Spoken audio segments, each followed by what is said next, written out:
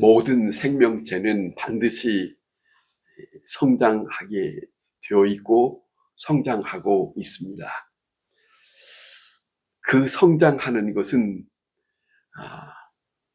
하나의 살아있다고 하는 증거이기도 하고 또 그 성장하는 것은 열매 맺는 것이기도 합니다. 그 성장은 참 아름답습니다. 그리고 그 성장이 만약에 멈춘다고 한다면 그 성장은 참 불행한 일이 되겠지요. 모든 성장은 그 자체가 변화를 나타내고 있는 것이다 하는 것을 우리가 생각할 수 있습니다.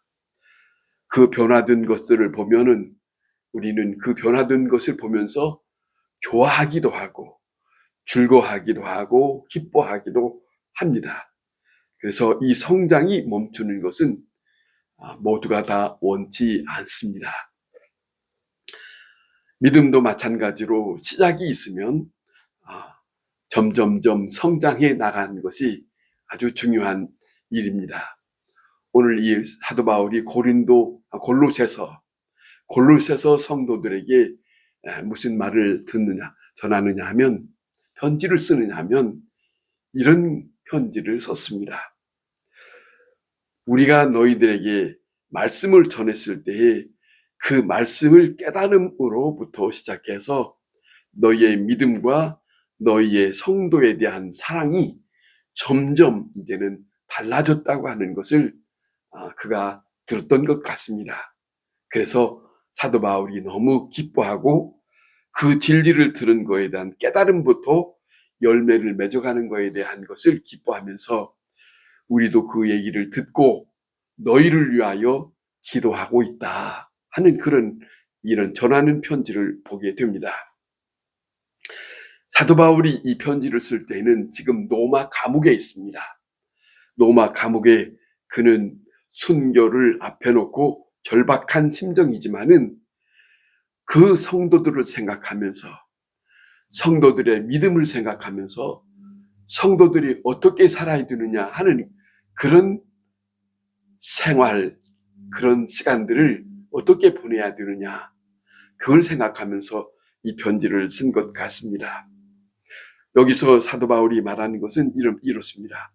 하나님을 아는 지식에서 자라가야 한다. 하나님을 아는 지식에서 자라가야 한다 하는 거예요. 들려진 것만으로 끝나는 게 아니라 들려진 것에서 점점 들려진 그 말씀 안에 하나님에 대한 것을 알아야 된다 하는 것이지요.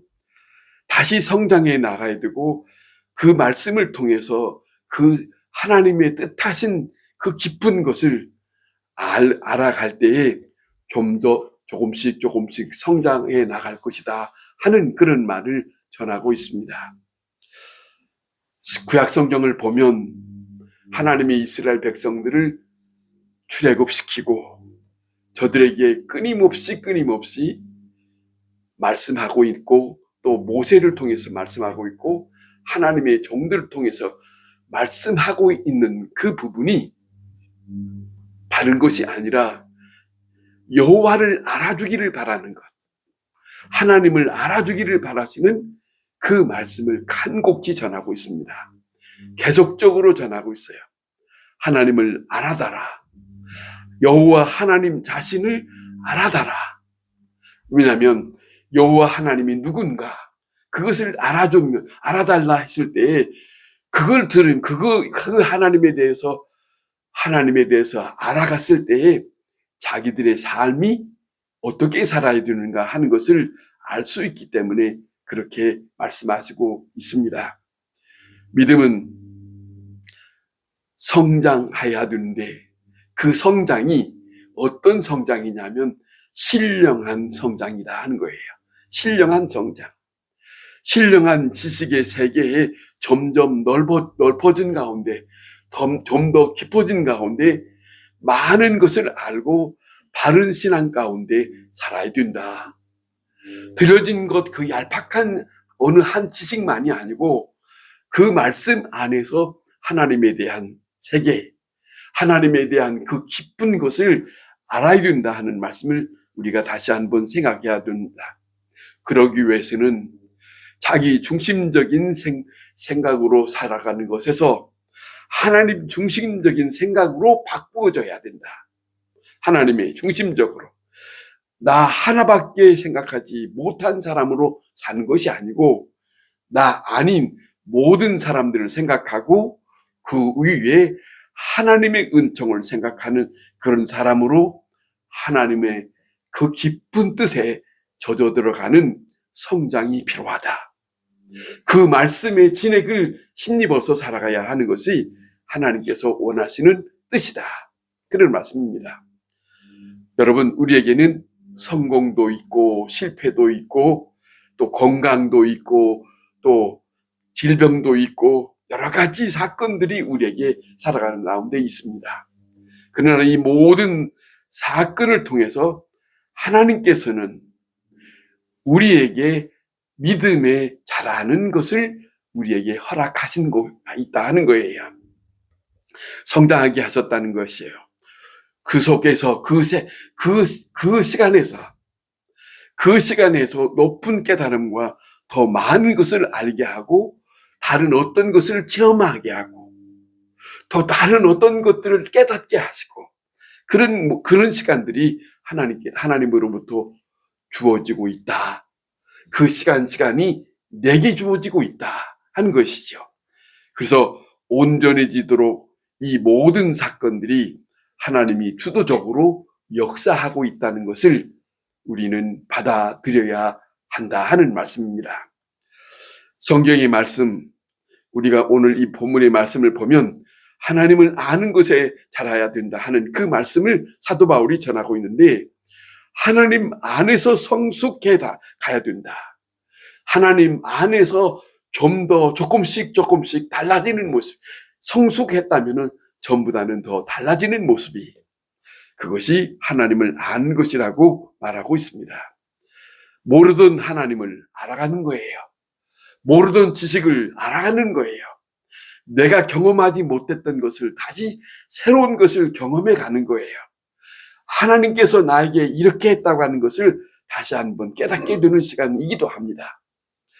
하나님의 세계를 더 깊이 알아가야 하는 것이 그 수준이 점점 알아갈 때에 우리가 세상에서만 바라보고 살았던 것보다는 더 오묘한 세계가 있고 더 오묘한 하나님의 뜻이 있다는 것을 발견하면서 살아가는 사람이 될 수 있다. 그런 말씀입니다.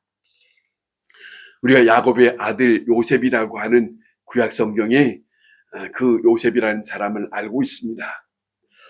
이 요셉은 아버지의 지극하신 아주 사랑을 받고 특별하게 귀한 소년으로 살았습니다. 17살 때에 이복 형제들을 통해서 시기 질투 때문에 예굽의 노예로 팔려가는 신세가 되었습니다. 자, 생전 알지 못했던 곳으로 가서 13년 동안 노예 생활을 하고 지냈을 때에 그는 비록 거기에서 지냈다 할지라도 자기에게 주어진 일에 대하여 성실하게 지냈고 그는 진실하게 지냈고 그렇게 살아갔지만은 하나님의 사람으로서 바르게 살려고 그는 어지간히 그의 모든 삶을 잘 버틴 삶을 살았습니다. 그런데 억울한 누명을 쓰기도 하고 감옥에 가기도 했습니다. 자, 이 모든 사건들을 당하면서 아마도 왜 이렇게 됐는가? 하나님은 어디 계시는가? 하나님은 나를 어떻게 생각하고 계시는가? 여러 가지 생각하고 있을는지 모릅니다만은 마침내 그는 예굽의 총리 대신이 되지 않습니까? 그리고 난 다음에 이제는 이 사람 저 사람 뿐만 아니라 자기 아버지 집에서 그 형제들까지도 자기 앞에 왔습니다. 그 앞에 와서 곡식을 얻으려고 한 그 형제들을 바라볼 때에 모르는 채 알 수 없어요. 다 알고 있습니다. 자, 이렇게 알고 있고 그 형들도 동생을 알아보고 있을 때 형들의 입장에서는 저 총리, 저 요셉이 우리를 알면 우리를 얼마나 힘들게 할까 하는 두려움도 있었을 것이지만은 이 요셉이라고 하는 사람은 그 형들을 바라보면서 따뜻한 마음으로 다가섭니다. 다른 말이 아니라 형들에게 큰 위로를 하는 말을 우리가 듣습니다. 형님들이여, 동생을 팔았다고 너무 두려워하지 마세요. 형님들이 팔아서 내가 여기에 온 게 아니고 하나님이 나를 미리 이리 보냈습니다. 그렇게 말을 해 주었습니다. 하나님께서 나를 이곳으로 보냄을 받고 이곳에 온 것이지 형님들이 나를 판 것이 아닙니다. 팔려온 것이 아니라 보냄을 받았다고 그는 말합니다. 그런 거로 내가 당신들의 자녀들을 잘 기르겠습니다 라고 말합니다. 이것이 바로 믿음의 성장입니다. 믿음의 성숙함입니다. 지난날에는 몰랐습니다. 그리고 그 과정에 살아가는 동안에도 몰랐습니다. 그러나 시간이 지나고 난 다음에 먼 후에 저 멀찍이 가서 이제서 깨달으니 이 모든 것들이 다 하나님께서 하신 손길이었다. 이렇게 깨달은 그 고백을 우리가 들을 수 있지 않겠습니까? 하나님의 큰 뜻을 알고 보니 자잘한 문제들은 그 하찮은 것들을 마음에 둘 필요가 없지 않느냐. 마음에 우리가 그걸 가지고 우리의 마음에 상할 필요가 없지 않겠느냐. 그런 일들이 어느 누구에게든지 다 있지요. 그러지 않습니까? 순간순간 그런 일들이 나를 사로잡을 때가 있고 나를 흔들 때가 있고 그렇지만은 그 일들에 대해서 묵묵히 생각해 보면 돌이켜 생각하면 그 속에는 하나님의 뜻이 있었다. 그런 거죠. 이스라엘 백성이 애굽에서 60만 대군으로 정처 없이 광야의 길을 나섰습니다. 자, 이렇게 내몰았는데 모세를 통해서 갑자기 하나님의 인도하심을 받아서 자기네들이 서 있는 곳은 홍해 앞바다입니다. 홍해 앞바다에 와 있을 때에 뒤에서는 애굽의 군대가 달려오고 앞에는 갈 수 없는 홍해 앞바다가 가로막혀 있습니다. 자, 이를 두고 자, 이스라엘 백성들은 우리는 이제는 어디로 가야 되느냐? 왜 이렇게 됐느냐? 그리고 하나님을 원망하고 모세를 원망하고 이럴 줄 알았더라면 왜 우리를 이곳에 데려왔느냐라고 하는 말을 외칩니다마는 이랬을 때 하나님은 이 모든 일들을 주장하시는 하나님은 그들이 알지 못하는 다시금 하나님께서 저들이 갈 수 있는 길을 여시는 것을 똑똑히 하나님께서 그 이스라엘 백성들에게 보게 하셨습니다. 생각해보면 이스라엘 백성들이 애굽에서 나올 때 모세를 통해서 그 행렬이 시작했지만은 그 일은 하나님이 주관하시는 일이었고 하나님이 하시는 일이라고 모세는 말했습니다. 그러나 모세를 통해서 듣는 백성들은 이 일이 모두가 다 하나님의 주관이요 하나님의 경륜 속에 있다고 하는 걸 받아들이지 못했기 때문에 그 일들을 다시 또 보게 하고 그 일들을 또 다시 경험하게 하는 일을 통해서 자, 이렇게 해 나가지만은 저들은 여전히 믿음 없는 원망과 불평만 있지 않았습니까? 왜 우리를 광야로 인도했습니까? 왜 홍해 앞으로 우리를 왜 인도했습니까?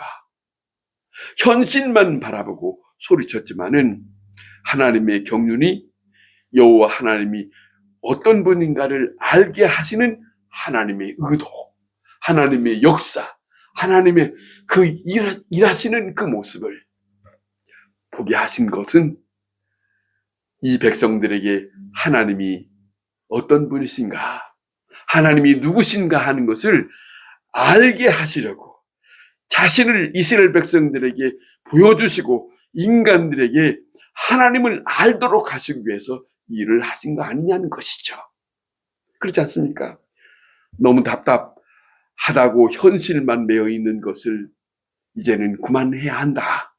믿는 사람에게는 내게 주어지는 일들이 언제든지 답답할 때가 있고, 막혀 있을 때가 있고, 해결할 수 없는 일들을 만날 때가 있지요. 그렇지만은 그 만나는 일 때문에 왜 이럴까?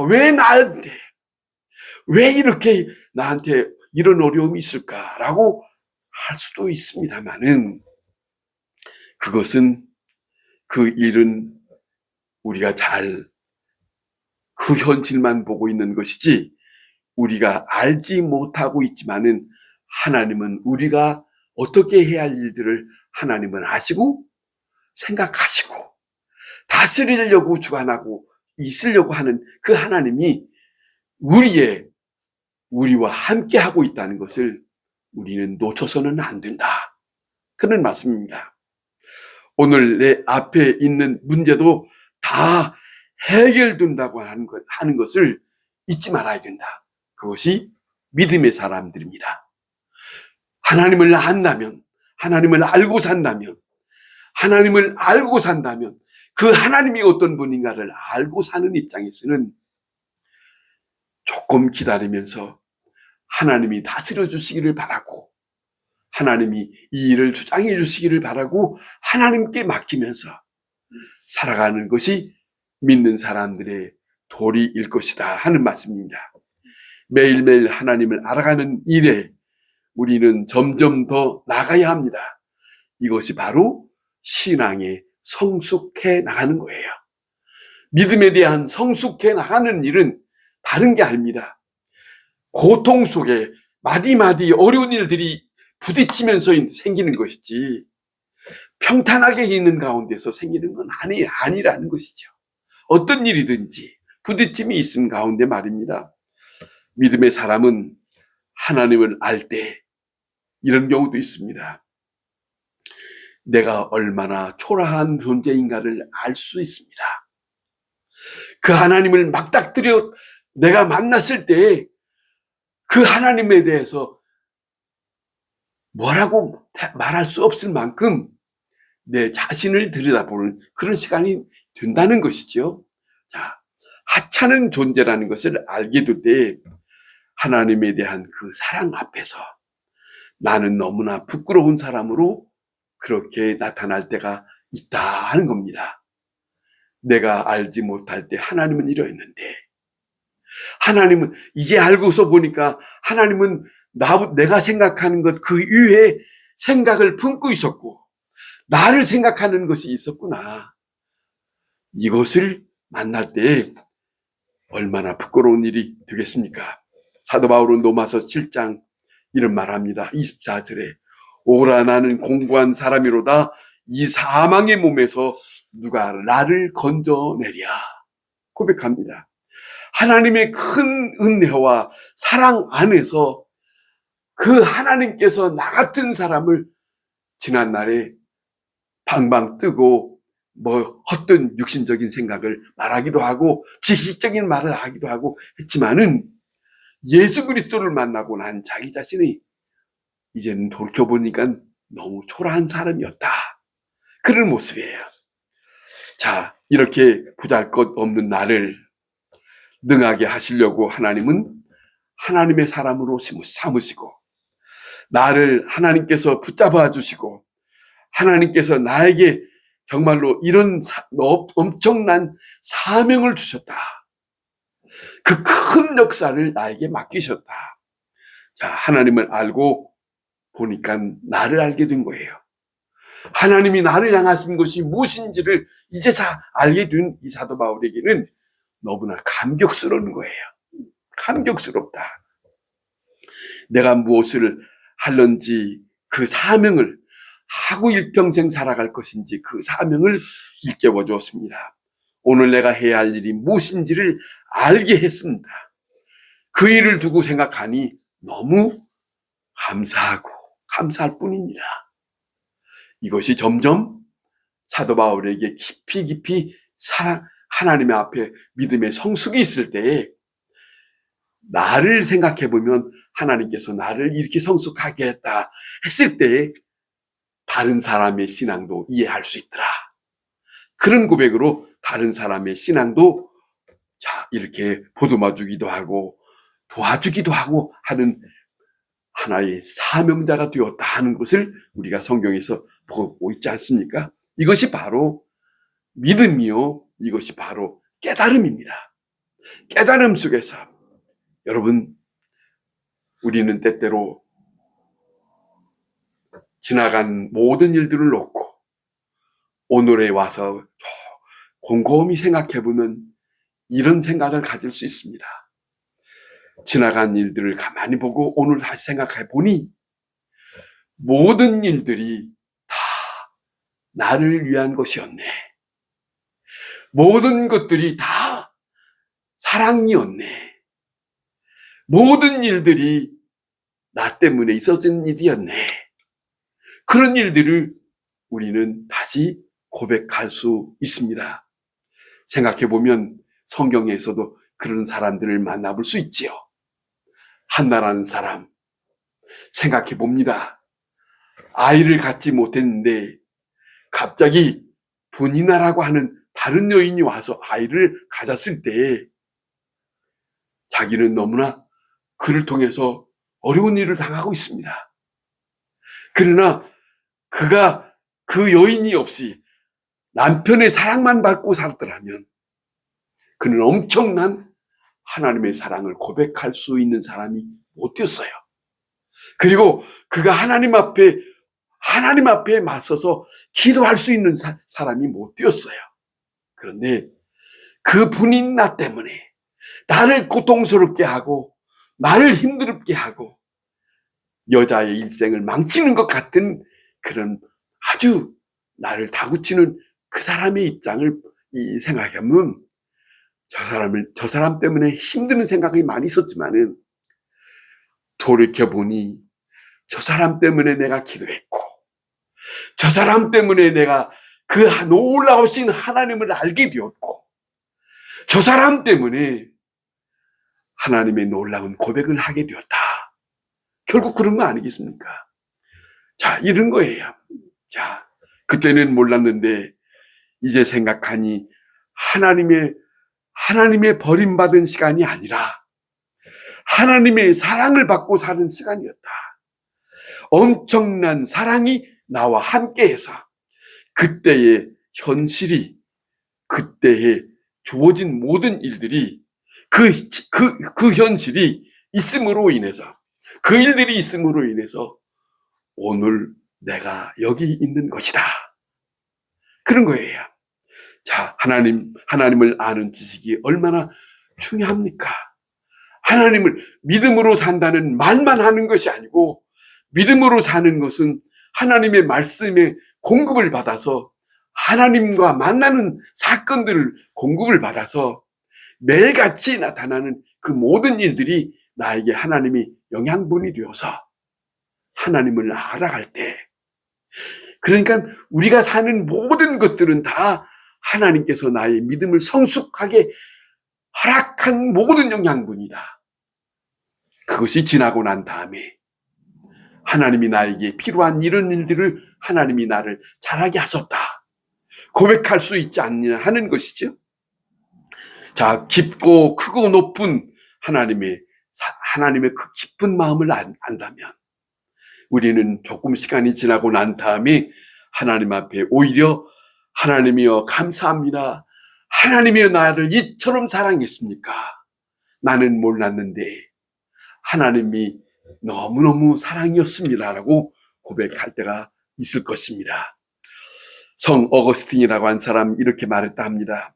어쩌면 나만 하나님의 사랑받는 자처럼 하나님은 우리 모두를 사랑하신다.